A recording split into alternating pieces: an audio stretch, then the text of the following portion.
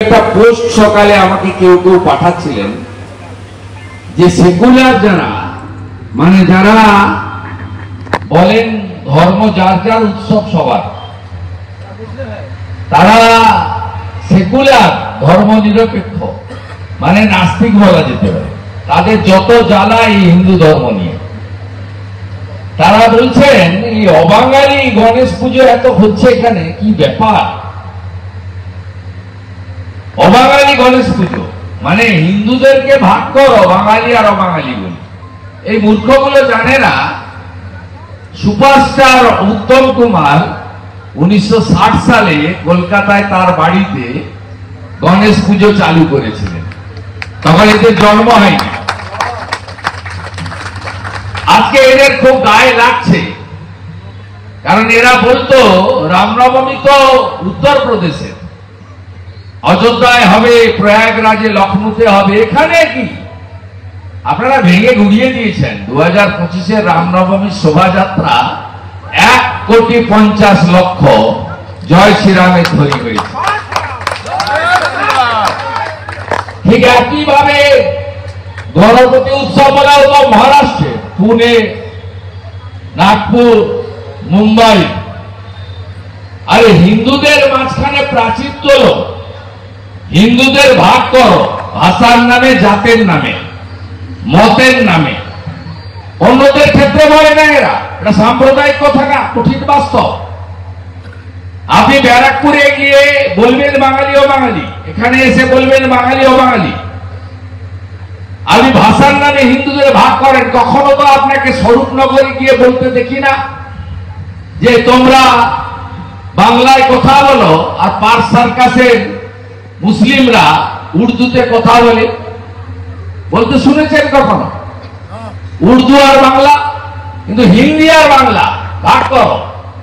ব্যারাকপুর, আসানসোল হিন্দি ভাষীদের ভাগ করো, বাংলা ভাষীদের ভাগ করো।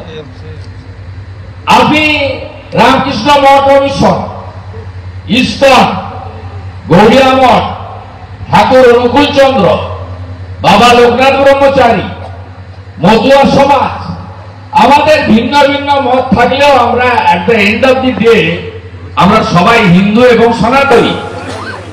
আপনি কখনো বলতে শুনেছেন তথাকথিত সেকুলার লোকদের তুমি বেরিলি পন্থী, তুমি দেওবন্দ পন্থী?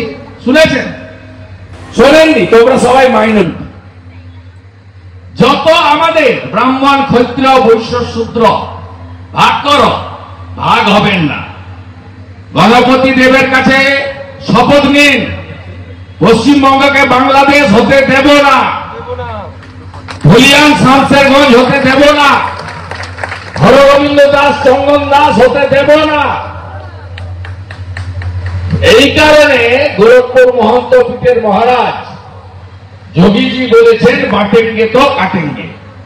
এই জন্য 500 বছর পরে অযোধ্যা রাম মন্দির, মহাকাল উজ্জয়িনীর মন্দির নবরূপে সজ্জিতকরণ, কেদারধাম, বদ্রী ধামে আদিগুরু শঙ্করাচার্যের হরপা বাণে ভেসে যাওয়া সমাধিস্থলকে পুনর্নির্মাণ এবং কাশী বেনারসকে গঙ্গার সঙ্গে জুড়ে দেওয়া বাবা বিশ্বনাথকে যিনি করেছেন তার নাম হচ্ছেন নরেন্দ্র দামোদর দাস মোদী। তিনি বলেছেন এক রহেগে তো সেফ রহেগে, এক যদি থাকেন সুরক্ষিত থাকবেন। তাই গণেশ দেবের কাছে, যিনি সমৃদ্ধি এবং সুখের দেবতা, আমাদের প্রার্থনা আমরা যাতে ঐক্যবদ্ধ থেকে ভারতবর্ষের 3টে নাম, একটি ভারত, একটি ইন্ডিয়া, একটি হিন্দুস্তান, এবং বিভীষিকাময় দেশের বিভাজন। আপনারা অনেকেই এক কাপড়ে এসেছেন, তখন পূর্ব পাকিস্তান, আজকের বাংলাদেশ থেকে। আমার মাও এসেছে বরিশাল থেকে, এক কাপড়ে হিন্দুত্ব হওয়ার জন্য। যন্ত্রণা আপনারা জানেন। সেদিন কিন্তু দেশ ভাগ হয়েছিল দ্বিজাতি তত্ত্বের ভিত্তিতে, এবং পাকিস্তানের সৃষ্টিও দ্বিজাতি তত্ত্বের ভিত্তিতে। তাই हिंदुस्तान में वही राज करेगा जो हिंदू हित में काम करे।